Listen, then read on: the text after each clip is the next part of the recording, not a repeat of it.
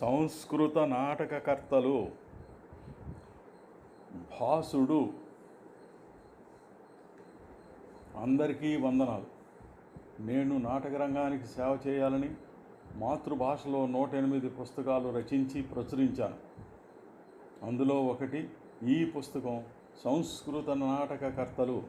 ఇందులో సంస్కృత రూపకాలు, దశవిధ రూపకాలు, రసములు, నాయకులు మొదలైన అంశాలతో పాటు 10 మంది కవుల జీవిత రేఖాచిత్రాలను కూడా రచించాను. వారిలో ఒకరు భాసుడు. ఈ వ్యాసం మీకోసం. జాతీయ నాటక పితామహుడు భాసుడు సముజ్వల నాటక సాహిత్యానికి శ్రీకారము చుట్టినవాడు భాసుడు. కాళిదాసు మొదలైన వారితో ఉత్తమ రూపకకర్తగా ప్రశంసించబడినవాడు భాసుడు. కాళిదాసు క్రీస్తు శకం 4వ శతాబ్దం వాడో కావున భాసుడు అంతకు ముందుగానే ప్రసిద్ధుడై ఉండవలెను. కావున క్రీస్తు శకం మొదటి శతాబ్దమునకు చెందినవాడు అయి ఉండవలెను. భాసుడు దక్షిణాత్యుడై ఉంటాడు. 1912వ సంవత్సరంలో పి. గణపతి శాస్త్రి భాసుని కొన్ని రూపకాలను ప్రకటించారు. అంతవరకు ఆధునికులకు తెలియదు. ఆయన ప్రకటించిన భాష నాటక చక్రమందు 13 రూపకములు ఉన్నవి. భాసుడు 24 నుంచి 30 నాటకాలు రచించాడని తెలుస్తోంది. 1. ధూతవాక్యము, వ్యాయోగం, ఏకాంకిక, భారత కథ. 2. కర్ణపారము, వ్యాయోగం లేదా ఉత్పృష్టికాంకము, ఏకాంకిక, భారత కథ. 3. దూత ఘటోత్కచము, వ్యాయోగం లేక ఉత్పృష్టికాంకము, ఏకాంకిక, భారత కథ. 4. ఊరుభంగము, ఉత్పృష్టికాంకము, ఏకాంకిక, భారత కథ. 5. మధ్యమ వ్యాయోగము, వ్యాయోగం, ఏకాంకిక, భారత కథ. 6. పంచరాత్రము, సమవాకారము, భారత కథ. 7. అభిషేకము, నాటకం, రామకథ. 8. బాలచరితము, నాటకం, నాయిక లేదు, భాగవత కథ. 9.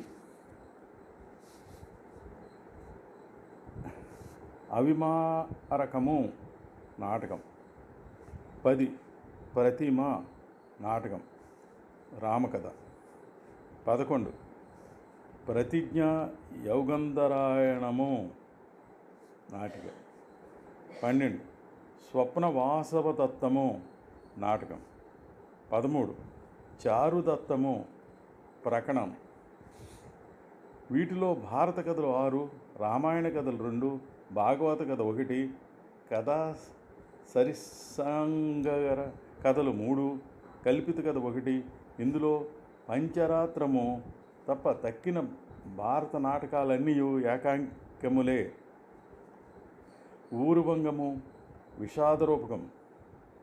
దుర్యోధనుని మరణం రంగస్థలం మీద చూపబడింది. 1. దూతవాక్యము, ఇది వ్యాయోగం, ఏకాంకిక, భారత కథ. దీనిలో శ్రీకృష్ణుడు పాండవుల దూతయై కౌరవుల దగ్గరికి పోయిన వృత్తాంతమున్నది. శ్రీకృష్ణుని విశ్వరూప సందర్శనం దీనిలో చెప్పబడింది. 2. కర్ణభారము, ఇది వ్యాయోగం ఏగా ఉత్పృష్టికాంకము, ఏకాంకిక, భారత కథ. బ్రాహ్మణ వేషధారి అయి వచ్చిన ఇంద్రునికి కర్ణుడు తన సహజ కవచకుండలాలను ఇచ్చే వృత్తాంతం దీనిలో ఉంది. దీనిలో కర్ణుని దాన వీర శూరత చిత్రించబడింది. 3. ధూత ఘటోత్కచము, ఇది వ్యాయోగం లేక ఉత్పృష్టికాంకము, ఏకాంకిక. భారత కథ. భారత యుద్ధంలో అభిమన్యుని మరణానంతరం ఘటోత్కచుడు దుర్యోధనుని దగ్గరికి శ్రీకృష్ణుని ఆదేశంతో రాయబారిగా పోతాడు. ఇది కల్పిత వృత్తాంతము. 4. ఊరుభంగం, ఇది ఉత్పృష్టికాంకము, ఏకాంకిక. భారత కథ. దుర్యోధనుడు భీమునితో గదాయుద్ధం చేసి తొడలు విరిగి పడిపోవటం, అతని మరణం ఉన్నది. ఇది గ్రీకు ట్రాజడీలను పోలిన ఏకాంక సంస్కృత నాటకం. 5. మధ్యమ వ్యాయోగము, ఇది ఏకాంకిక వ్యాయోగం. భారత కథలోని అరణ్య పర్వ కథలోని భాగం. దశవిధ రూపకాలలో వ్యాయోగము అనునది ఇద్దరు వీరుల ద్వంద్వ యుద్ధాన్ని వర్ణించే వీర రసాత్మక రూపకం. హిడింబ నరమాంసభక్షుకురాలు. కుమారుడు ఘటోత్కచుడు ఆమెకు ఆహారాన్ని అందిస్తుంటాడు. వర్తన చొప్పున ఒక్కొక్క ఇంటి నుండి ఆహారం ఆ అడవిలో ఏర్పాటు చేయవలెను. ఒకనాడు ఓ బ్రాహ్మణుని ఇంటికి వంతు వచ్చింది. అతని 3 కుమారుల్లో మధ్యముడు బలి కావలసి ఉండగా అతనిని కాపాడుట కొరకు పాండవ కౌంతేయ మధ్యముడు భీమసేనుడు అడ్డుపడి ఘటోత్కచునితో యుద్ధం చేస్తాడు. వారికి తాము తండ్రి కొడుకులని తెలియదు.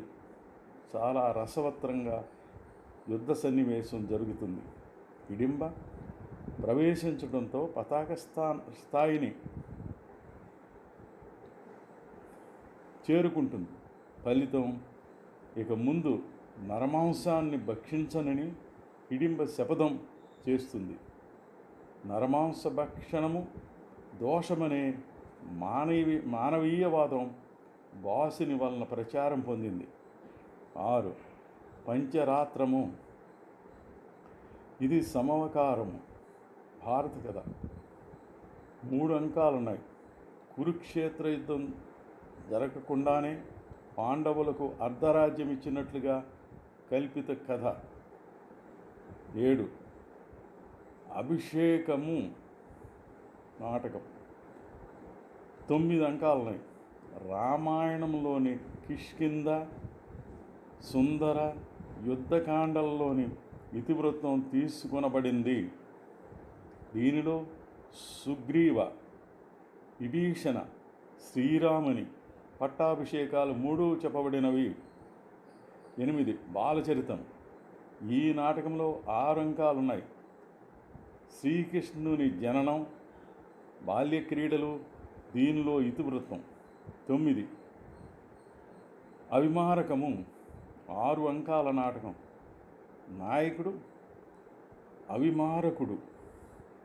అతను అవి అనే పేరు గల రాక్షసుని చంపాడు. 10.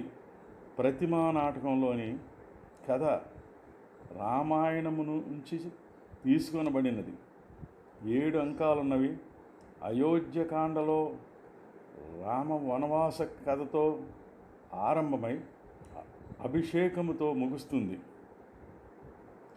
భరతుడు కాబోయే చక్రవర్తి నగర ప్రవేశము చేయడానికి ముందు మంచి ముహూర్తము కోసం నగరం వెలుపల ప్రతిమా గృహములో ఆగవలసి వచ్చింది. సూర్యవంశజులు ప్రతిమలను చూస్తాడు. మరణించిన వారివే విగ్రహాలు ఉంటాయి. దశరథుని ప్రతిమ కూడా ఉండటంతో దశరథుని మరణ వార్త తెలుసుకొని మూర్ఛపోతాడు. 3వ అంకంలో వాసుడు ప్రతిమల కల్పనలతో దుఃఖవార్తలను గొప్ప నాటకీయంగా భరతునికి తెలియజేశాడు. అందుకే నాటకానికి ప్రతిమ అనే పేరు పెట్టడం ప్రధాన పాత్ర భరతుడు. 11. ప్రతిజ్ఞా యోగంధరాయణము, 4 అంకాల నాటకంలో ఉదయన మహారాజును బంధించటానికి శత్రురాజైన మహాసేనుడు చేసిన పన్నాగము ఉంది. ఉదయన మహారాజు నాగవనానికి వేటకు వెళ్ళినప్పుడు అక్కడ దారుమయ మాయామతంగజాన్ని సృష్టించి ఆ గజకాయంలో సైనికులు పొంచి ఉండి యుద్ధానికి ఉదయన మహారాజు సంసిద్ధుడు కాని సమయంలో వారతనిని బంధిస్తారు. మంత్రి యోగంధరాయణుడు మహారాజును విడిపిస్తానని ప్రతిజ్ఞ చేస్తాడు. అందుకే నాటకానికి ఆ పేరు పెట్టాడు. 12 స్వప్న వాసవదత్తము 4 అంకాల నాటకం. వాసవదత్త ఉదయనుని స్వప్నములో కలుసుకుంటుంది కాబట్టి ఆ నాటకానికి ఆ పేరు వచ్చింది. 13 చారుదత్తము అది 4 అంకముల ప్రకరణం. వేశ్య వసంతసేన దరిద్ర బ్రాహ్మణుడు చారుదత్తుని ప్రేమించే వృత్తాంతం ఇందులో ఉంది.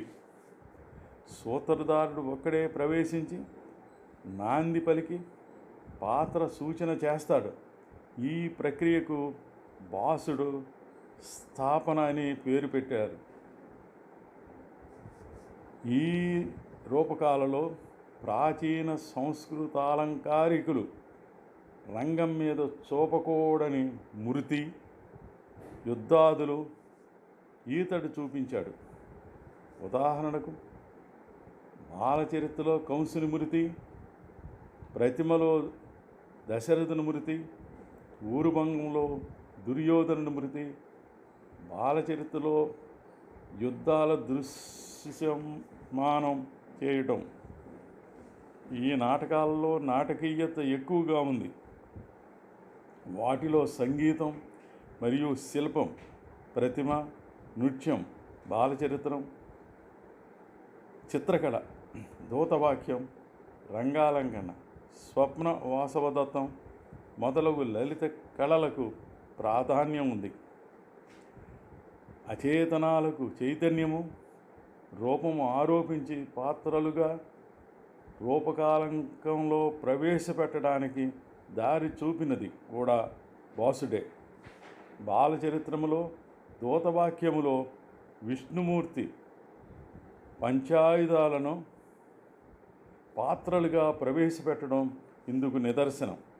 రసవత్రంగా ఇన్ని రకాల రూపకాలను, ఇన్ని రకాల పాత్రలను సృష్టించిన మరొక కవి సంస్కృత నాటక సాహిత్యంలో కనిపించరు.